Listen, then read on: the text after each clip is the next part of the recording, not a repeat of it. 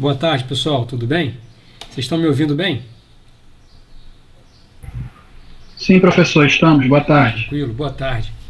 Boa tarde. Pessoal, para a gente começar, para a gente deixar em uma ordenação, boa tarde, Rodrigo. Alguém tem alguma dúvida, alguma pergunta a respeito da semana passada, do exercício que ficou, que eu acho que foi tranquilo, não tinha muita dificuldade, né? Mas alguém tem alguma dúvida, pode perguntar antes da gente começar essa etapa de hoje, tá?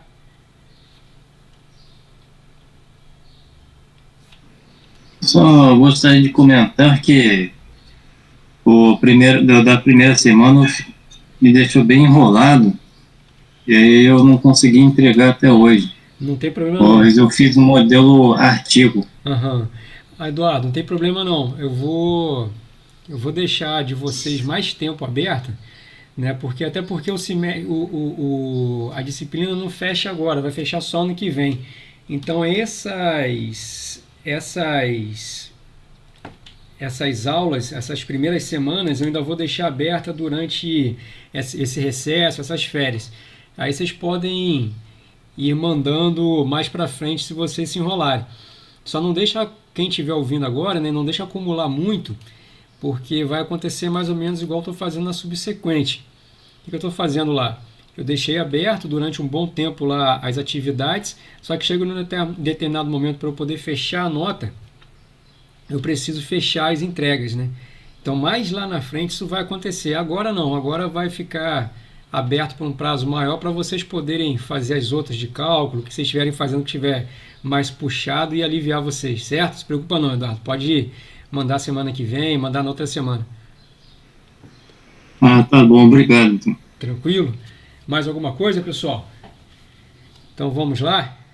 Deixa eu compartilhar a minha tela aqui com vocês.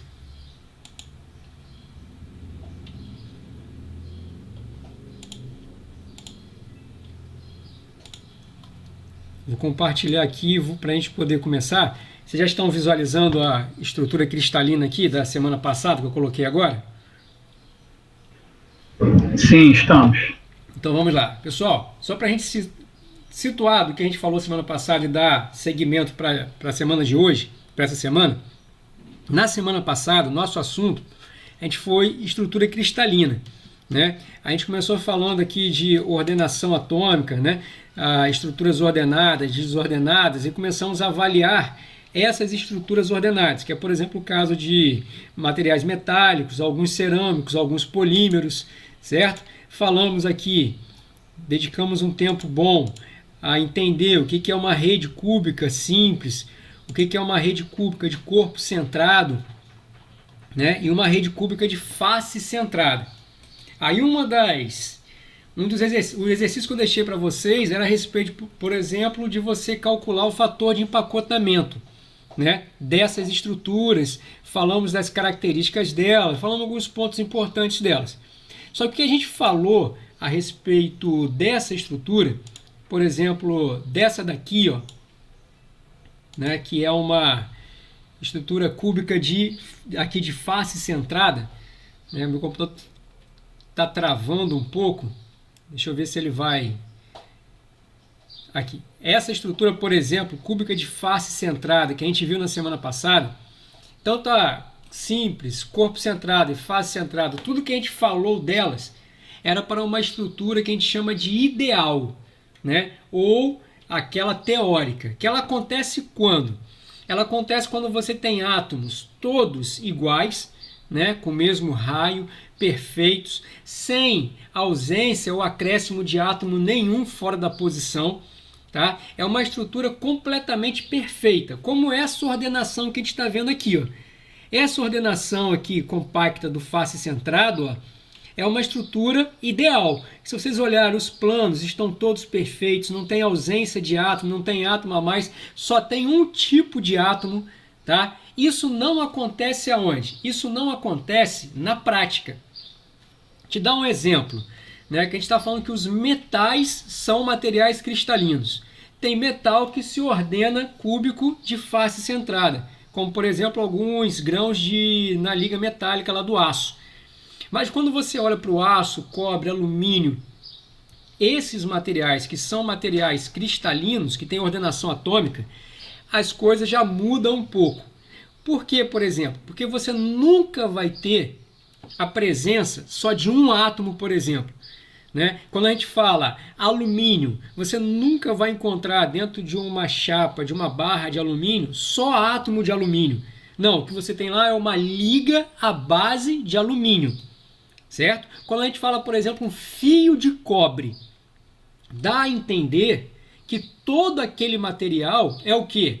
Átomo de cobre. Na verdade, não. Na verdade, aquilo é uma liga de cobre. O que quer dizer isso?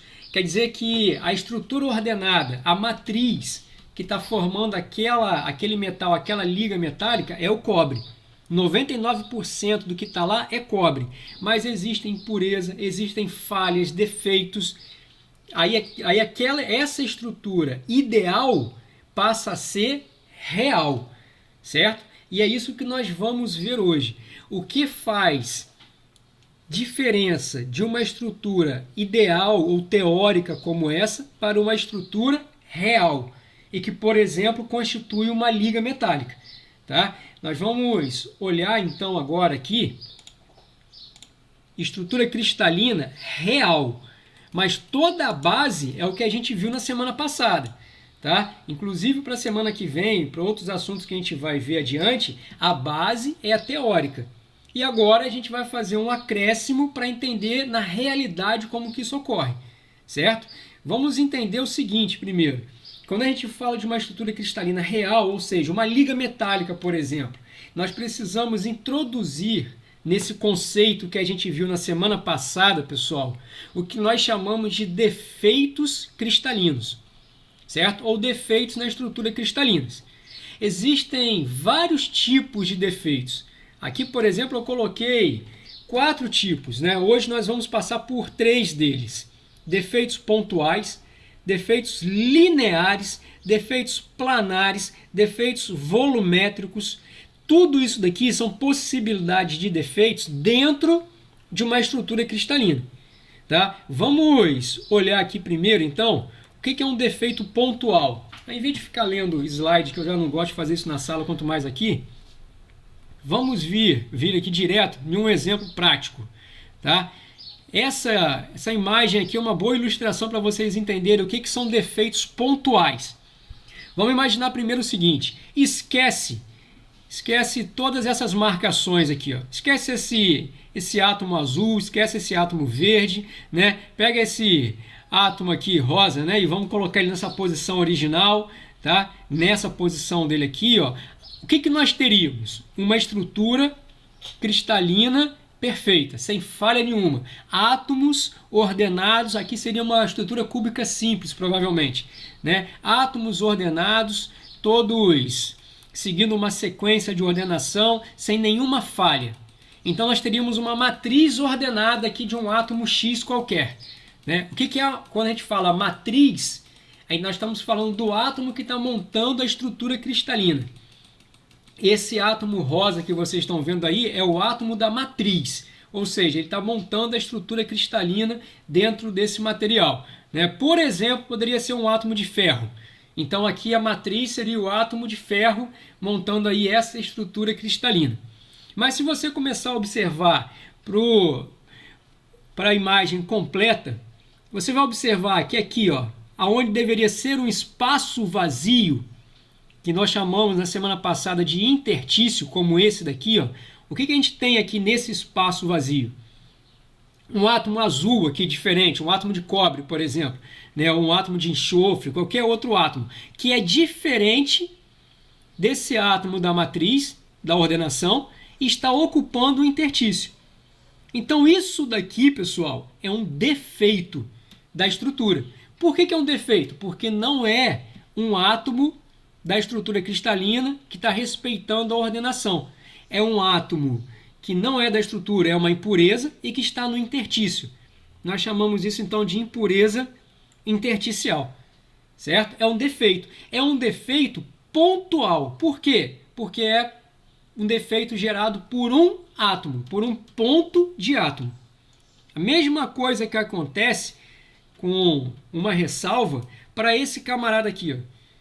Nessa posição deveria ter um átomo de ferro, aqui o nosso átomo rosa, mas tem um átomo diferente, ocupando essa posição da matriz ordenada aqui, certo?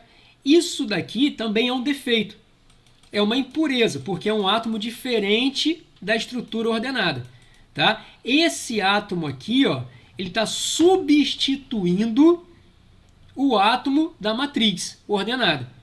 Nós vamos chamar esse defeito pontual de impureza substitucional. E esse átomo aqui, esse defeito pontual, de impureza intersticial.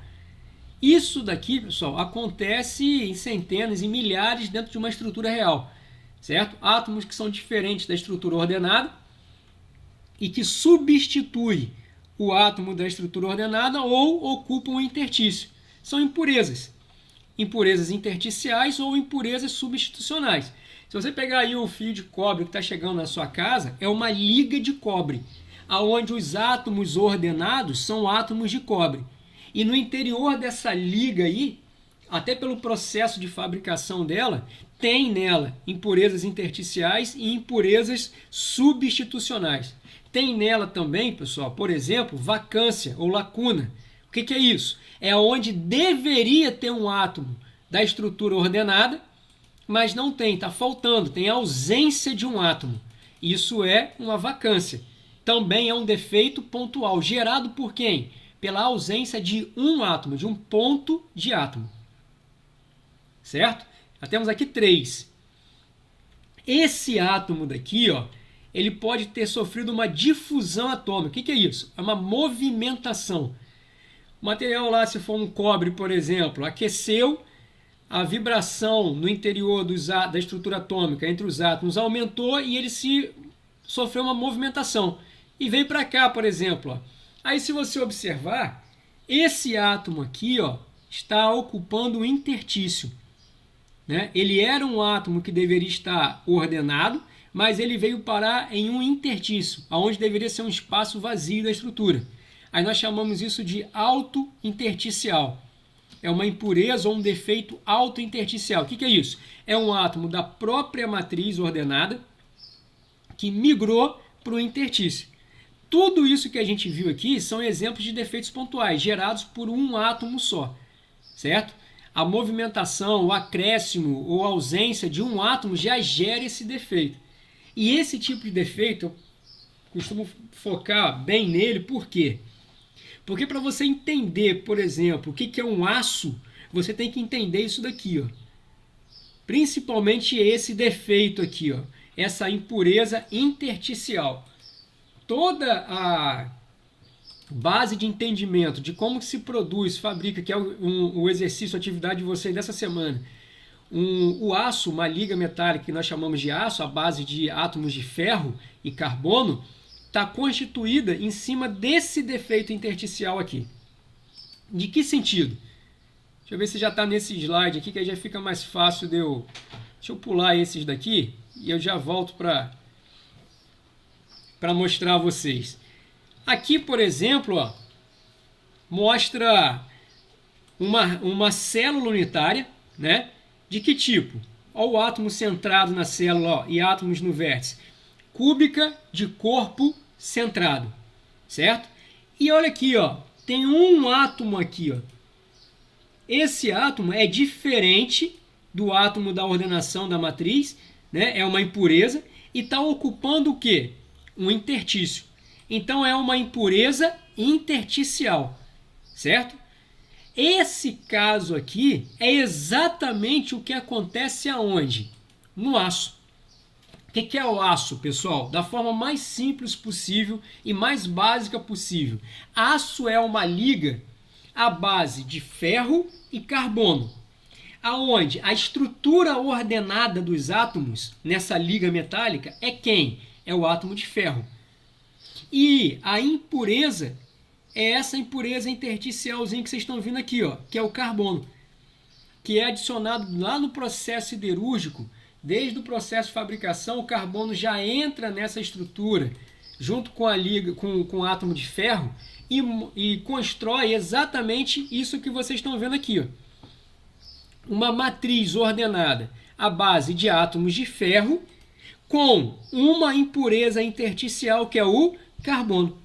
Isso é o aço, né? Ah, professor, então aço é só ferro e carbono?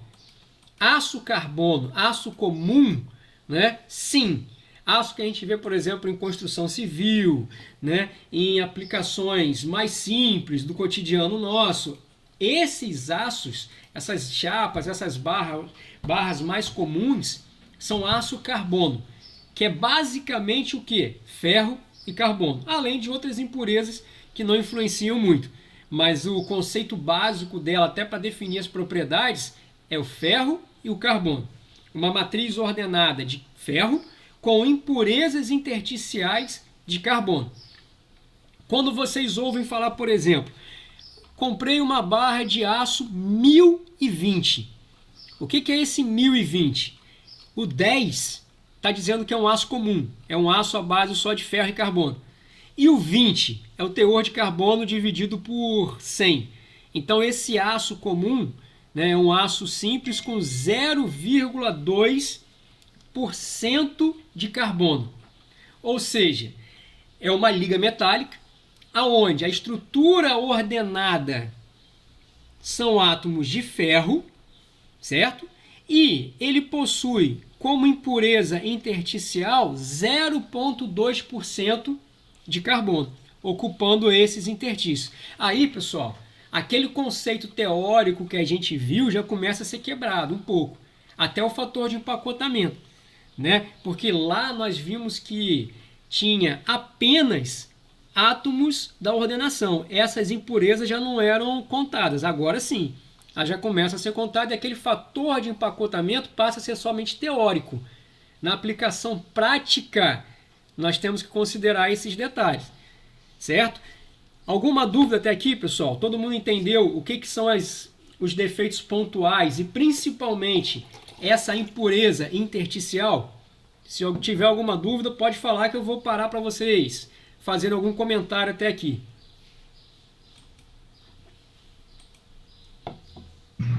Professor, Fala aí. esses átomos que vão ocupar os interstícios, eles acabam mexendo também nas distâncias entre os átomos principais, não mexe? Muito. Por causa disso daqui, ó. Eduardo tá falando? Não, é o Lineker. Lineker. Por causa... Se você olhar aqui do lado, ó, você observa exatamente isso. Olha o raio atômico do ferro, né? Aí aqui embaixo, ó, o segundo, ó, o raio atômico, o raio intersticial, ou seja, o raio aqui, ó, desse interstício, tá vendo? O raio desse interstício, 0,0192 nanômetros.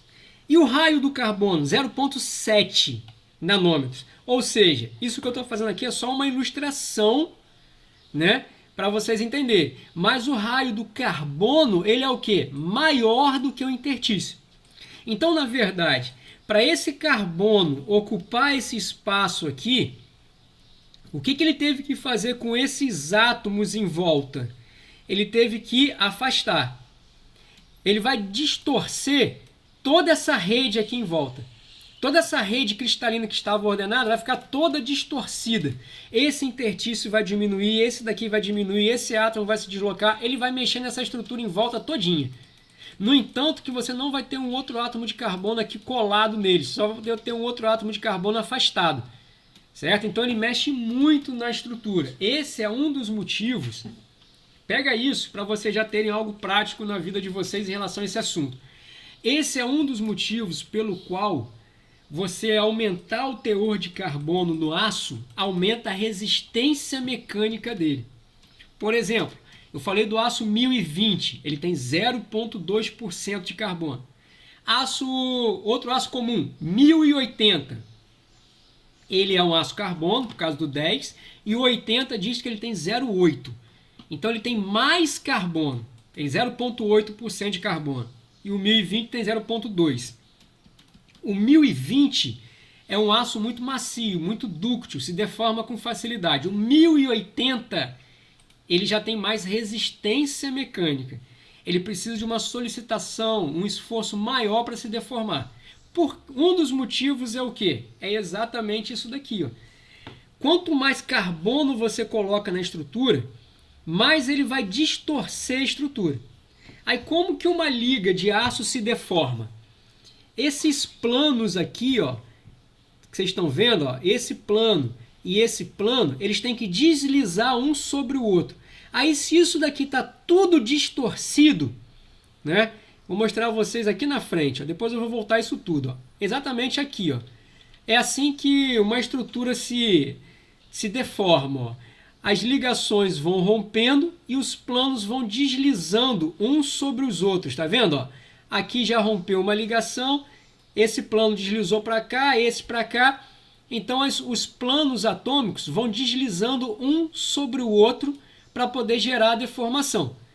Quando você coloca um carbono, por exemplo, em um interstício e distorce toda essa rede, você está criando um bloqueio. Vai ficando mais difícil para a estrutura deformar. Ou seja, você vai precisar de uma carga, de um esforço maior para deformar esse material. Aí, consequentemente, você aumenta a resistência mecânica. Certo? Entendeu? Ou foi rápido demais? Não, tranquilo, entendi sim. Entendeu? Você já estudou essa matéria em algum lugar? Não, a disciplina não. Tá. Mais alguma dúvida, pessoal? Entenderam até aqui? Se quiser perguntar também alguma coisa a respeito do aço, já pode mandar. Agora a gente já começa a ter mais curiosidade desse assunto. Então vamos lá. O que a gente está falando então? Vamos voltar aqui, ó. Nós estamos vendo essas impurezas, esses defeitos, desculpa, pontuais primeiro, ou seja, gerados por um ponto.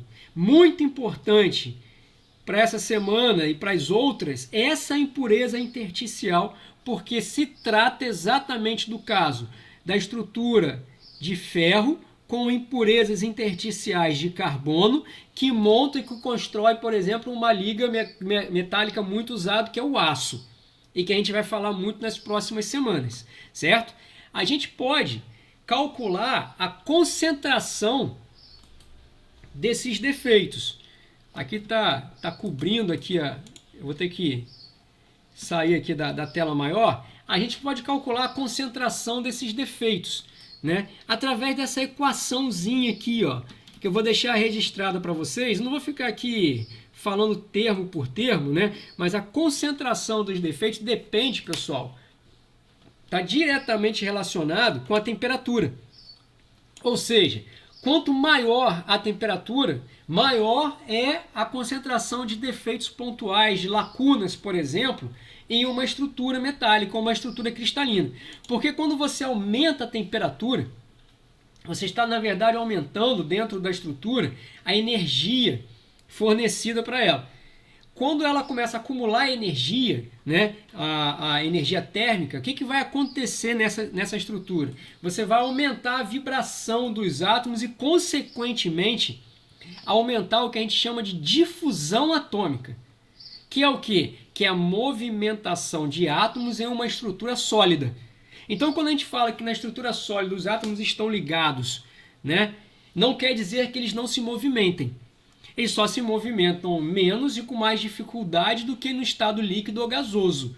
No estado sólido, você precisa fornecer uma energia para que essa movimentação atômica aconteça. Em uma proporção menor, óbvio, do que o estado líquido e gasoso. Mas acontece, você tem movimentação atômica dentro de um estado sólido, como, por exemplo, dentro de uma liga metálica. Isso gera, né, quando os átomos começam a se movimentar, gera uma maior concentração de defeitos. Então, basta aumentar a temperatura que, por exemplo, as vacâncias, as lacunas vão aumentar. E você pode fazer o cálculo dessa concentração de defeitos através dessa equaçãozinha aqui, ó, tá? Que eu não vou ficar aqui falando termo por termo, porque vocês sabem ler, óbvio, né? Isso é chato demais. E tem aqui um exemplo prático que eu vou deixar para vocês, que tem lá na lista de exercícios, alguns exercícios desse assunto.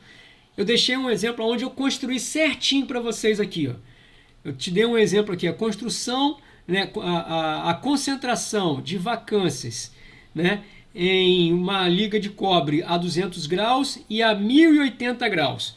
Aí eu te coloquei aqui as variáveis, né? E fui desmembrando aqui esse cálculo para vocês entenderem como é feito. Mas ele depende desses termos aqui, algumas constantes e outras incógnitas, né? Da constante de Boltzmann, certo? Onde o CD é a concentração de defeitos, tá? QD aqui é a energia de ativação para um defeito se movimentar. Então tem todas essas informações necessárias para você construir aqui e saber qual é a concentração de defeitos em uma determinada temperatura. Aqui está bem explicado direitinho para vocês. Eu coloquei um exercício lá na lista dessa semana, tá? Mas se vocês tiverem alguma dificuldade nesse cálculo, que eu acredito que não vai ter, é só me perguntar no WhatsApp que eu tento fazer mais desmiuçado para vocês, tá? Aqui essa eu já passei. Quando a gente olha e entende esses defeitos pontuais, a gente começa a entender algo importante na formação de ligas metálicas, de estruturas cristalinas, que são as soluções sólidas. Por quê, pessoal? Porque como a gente falou no início da aula, uma estrutura cristalina, ela não é construída apenas por um único tipo de átomo, tá? Ela possui lá mais de um tipo de átomo, como por exemplo o aço, que é uma liga à base de ferro e carbono principalmente. Existe, por exemplo, aços como 4140, 4340, aços especiais, que têm outros elementos de liga, mas a base é ferro e carbono. Por quê? Porque o aço é o que nós chamamos de uma solução sólida, né? O que é uma solução sólida? É quando você consegue misturar dois elementos no estado líquido e construir, através da solidificação desse líquido, uma estrutura ordenada onde um átomo aceita o outro na sua estrutura. Vou falar de forma mais simples. Aqui, por exemplo, nós temos átomos claros aqui brancos de níquel e átomos de cobre, né? Se você observar, o que está predominando aqui é o átomo de níquel. Nós chamamos esse átomo então de solvente ou matriz. E o soluto aqui, ó, é o átomo de cobre.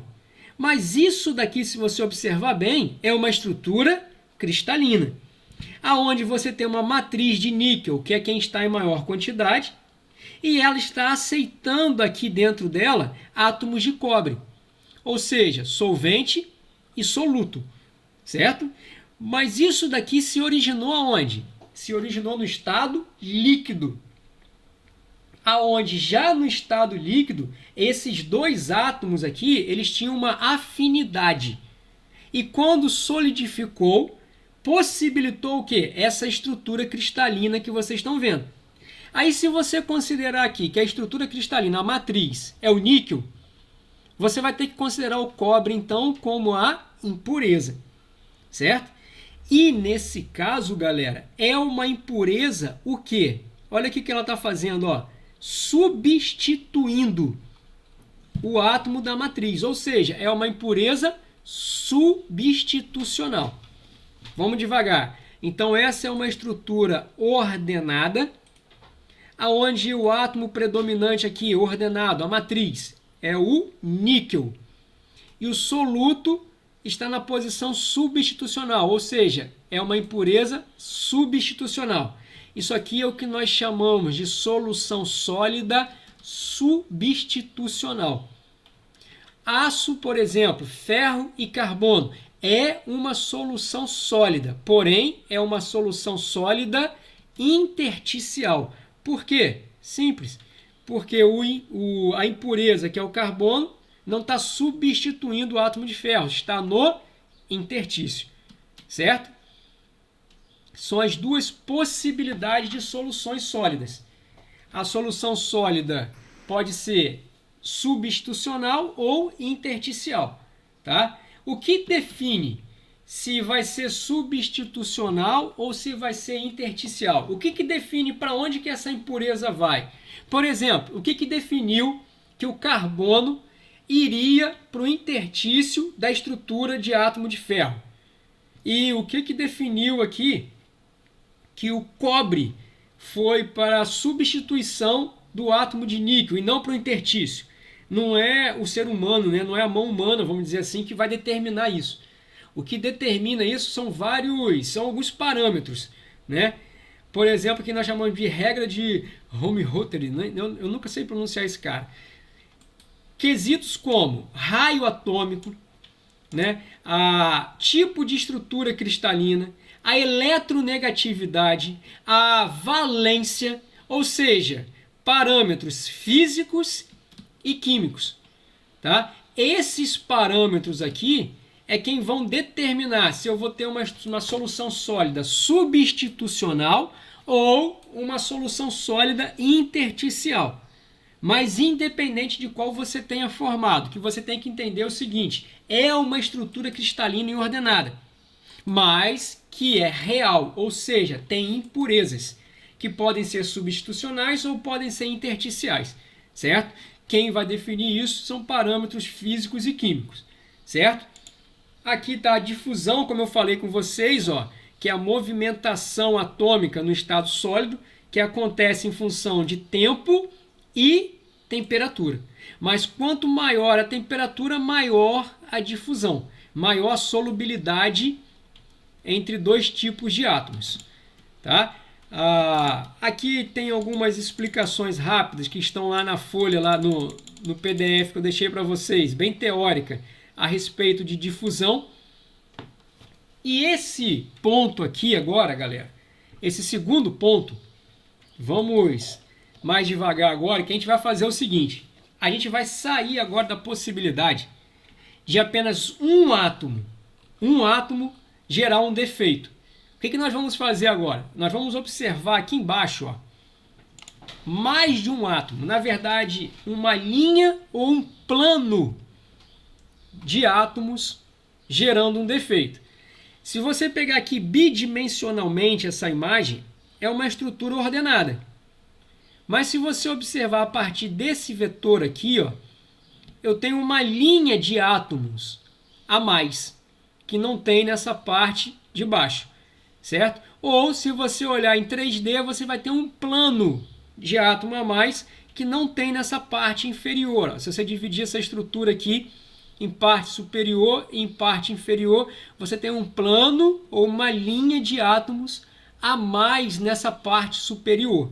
Agora, pessoal, o que aconteceu? Agora eu tenho um defeito. Essa estrutura não está perfeita, né? Ela tem um defeito, só que ela não tem um defeito pontual. É uma linha ou um plano de átomos que está gerando esse defeito aí a mais na estrutura. Isso é o que nós chamamos de discordância em linha ou linear. Linear, porque é formado por mais de um átomo, por uma linha de átomo ou um plano de átomo. Aquelas que nós vimos anteriormente, tá? Eram os defeitos pontuais, um ponto de átomo. Agora nós temos o defeito linear, uma linha de átomo que nós chamamos de discordâncias em linha ou discordâncias lineares. Isso daqui é importante por quê? É importante, pessoal, para que você entenda como que a gente consegue deformar um metal, por exemplo. Um metal ele se deforma, é um pouco mais complicado explicar, talvez por aqui esse conceito, mas se você pegar aqui essa estrutura ordenada, né? E se você fizer um esforço nessa estrutura cisalhante, o que vai acontecer com essa ligação química aqui? Ela vai se romper e elas vão começar a se religar. Mas de que forma? Sempre deslizando um plano sobre o outro. Então, se você olhar para essa imagem e olhar para essa imagem aqui, ó, você vai ver que teve a ruptura de ligações desses planos superiores para esses planos inferiores e uma religação, certo? Aonde ocasionou o que aqui? Gerou o que? Gerou um deslizamento da estrutura. Esse deslizamento de um plano sobre o outro é o que gera deformação de um corpo. Então, como que um corpo se deforma? sempre deslizando planos atômicos. Se você pegar uma barra de aço, por exemplo, na sua casa, aí um fio de cobre, né, com as duas mãos e fazer uma curva nele, naquela regiãozinha lá de deformação da curva, o que está acontecendo lá? Exatamente isso que vocês estão vendo aqui, ó. Exatamente. Deslizamento de planos atômicos. E a estrutura está se deformando. Agora, dentro desse cobre, dessa liga de cobre, existem centenas, milhares dessas discordâncias em linhas. E uma liga de cobre, um aço, por exemplo, uma barra de aço, um metal, ele só se deforma por causa da existência dessas discordâncias, desses defeitos. Se eles não existissem, se nós tivéssemos um equilíbrio energético dentro de uma estrutura metálica, sem essas discordâncias, para você, por exemplo, deformar um fio de cobre, você vai precisar de um trator, você vai precisar de uma força descomunal.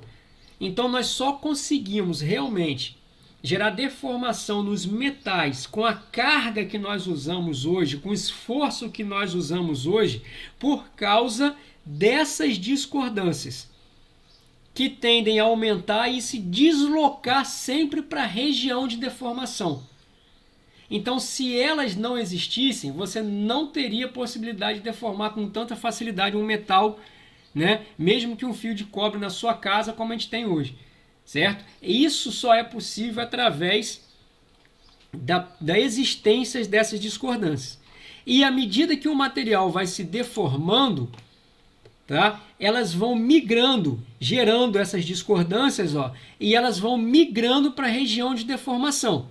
Então, numa região de deformação deformada, por exemplo, você vai sempre ter uma concentração dessas discordâncias aqui muito maior do que no restante da estrutura.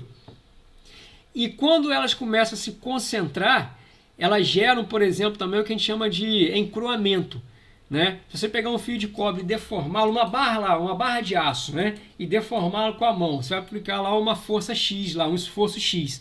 Para você retornar com essa barra para a posição inicial, você vai precisar de um esforço muito maior. Por quê? Porque aquela região foi encruada. A estrutura interna já foi toda deformada, já teve um monte de movimentação de discordância, de impurezas. Aí começa a causar uma dificuldade na deformação para restaurar o material, certo? Mas vamos devagar, pessoal, vamos evoluindo de ponto a ponto. Fala aí para mim agora, até aqui alguma dúvida? Puxado? Oi, professor, boa tarde. Fala aí, Eduardo, boa tarde. No caso da liga eutética de estanho chumbo, naquela parte da liga de níquel com cobre, tem algum comparativo? Cara, aquela liga ali, ela segue agora uma estrutura também, mas é exatamente o que a gente está falando aqui. Tá? É uma liga metálica, é uma estrutura ordenada também. Eu só não vou conseguir lembrar agora para você, a gente pode pesquisar. Posso até anotar aqui. Você falou qual? Qual que você citou? A liga eutética de estanho com chumbo. Estanho e chumbo.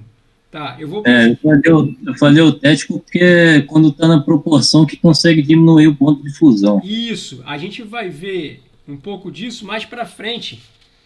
A gente vai ver essa parte do eutético, que provavelmente uma boa parte que não deve conhecer ainda. A gente vai ver essa parte do eutético quando a gente chegar um pouco mais à frente no diagrama ferro e carbono. Aí nós vamos falar do eutetóide e do eutético lá um pouco, para entender o que é esse eutético. Tá? Aí eu volto a falar dessa liga aqui também como exemplo para vocês. Mas o estanho e o chumbo seguem esse conceito que a gente está falando aqui agora. É uma liga específica, né, que tem, como você falou aqui, o ponto eutético diminui o ponto de fusão dela, mas ela possui uma estrutura ordenada, ela possui uma solubilidade também máxima do estanho no chumbo, né, e do chumbo no estanho. Quando a gente fala aqui, por exemplo, ó, deixa eu voltar aqui. Quando eu mostro aqui para vocês, por exemplo, uma estrutura como essa, né, onde eu tenho aqui cobre e níquel. O níquel é o solvente e o cobre é o soluto, certo? Quando eu falo de uma liga como essa, de uma solução sólida como essa, o estanho e o chumbo é uma solução sólida, né? Mas toda solução sólida, ela tem o quê? Ela tem um limite de solubilidade, que varia também de acordo com a temperatura do corpo, certo? Da estrutura. Mas o que é esse limite de solubilidade? O limite de solubilidade é a quantidade máxima de soluto que eu consigo dissolver no solvente. Aqui o níquel é o solvente, é a estrutura cristalina. Eu tenho sempre uma fração máxima que eu vou conseguir adicionar de soluto, ou seja, de cobre. Passando desse limite, essa estrutura de níquel não vai aceitar mais esse teor de cobre, certo? Aí você vai formar lá uma aglomeração de cobre, um cobre precipitado e várias outras possibilidades. Isso acontece em todas as ligas, por exemplo, ferro e carbono. O ferro, dependendo da temperatura, ele vai ter uma solubilidade em relação ao carbono. Ultrapassando essa solubilidade, ele não vai aceitar mais esse carbono na sua estrutura. Não vai diluir mais o carbono, nem no estado sólido que a gente está falando. A mesma coisa acontece, por exemplo, o estanho e o chumbo, né? É uma solução sólida e quando está em um teor ideal, o ponto de fusão dela é o quê? É reduzido, certo? Mas ela segue, Eduardo, exatamente isso que a gente está falando aqui agora, de soluções sólidas. Só que é uma solução sólida entre o estanho e o chumbo, certo? Esse parâmetro 2 que a gente viu aqui seria discordância linear, em linha. Agora, vamos olhar, para a gente já ir para a parte final, os defeitos superficiais ou planares, tá? Aí eu vou fazer o seguinte, eu vou um pouco mais devagar agora, para a gente adicionar uns outros conceitos importantes para vocês, dentro de estrutura cristalina. Aí eu vou voltar nessa imagem aqui, ó. Se você observar essa imagem aqui, pessoal, foi a primeira imagem que eu usei na aula passada para mostrar a vocês o que é uma estrutura cristalina, tá? Aqui você está vendo, essa aqui, se eu não me engano, é do óxido de titânio, que está ordenada cúbica simples, né? E se você observar bem aqui, tem uma diferença de ordenação onde eu estou passando aqui o cursor aqui, ó, do mouse, ó, tá vendo? Se você observar para cima, a ordenação é em um sentido e aqui para baixo a ordenação muda o sentido, né? Mas isso não deixou de ser uma estrutura cristalina. Eu só tenho uma ordenação em um sentido diferente de uma parte e de outra. Aqui eu tenho uma fronteira entre essas duas ordenações, mas é um material cristalino. Nós vamos entender agora por que isso acontece e juntamente com isso nós vamos entender esse defeito superficial. Mas para entender isso, eu vou usar esse exemplo aqui, ó, que é a forma mais simples que a gente tem de pegar esse conceito.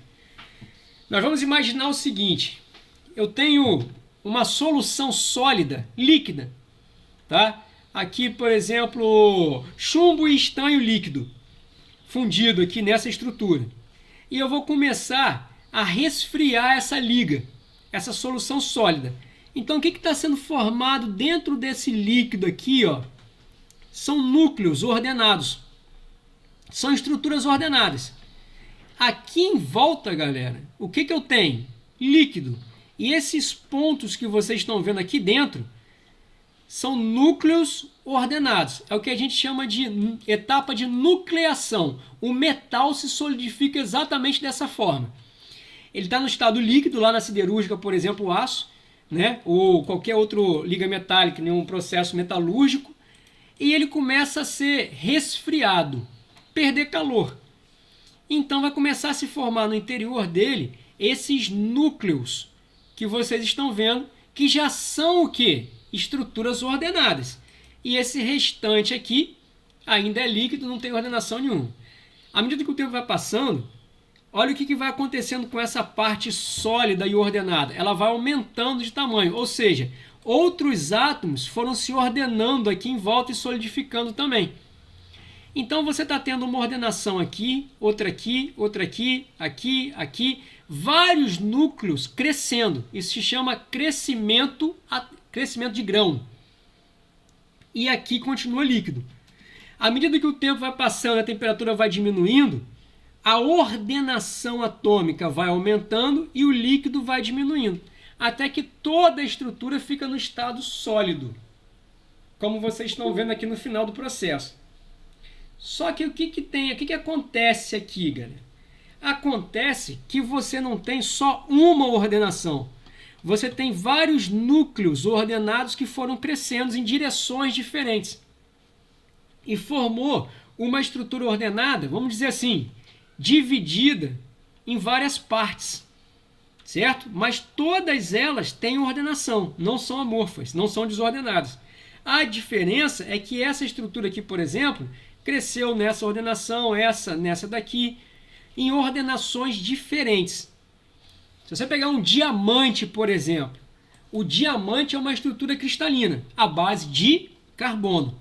Só que se você pegar uma pedra lá, um diamante, o que você tem ali? Um monocristal.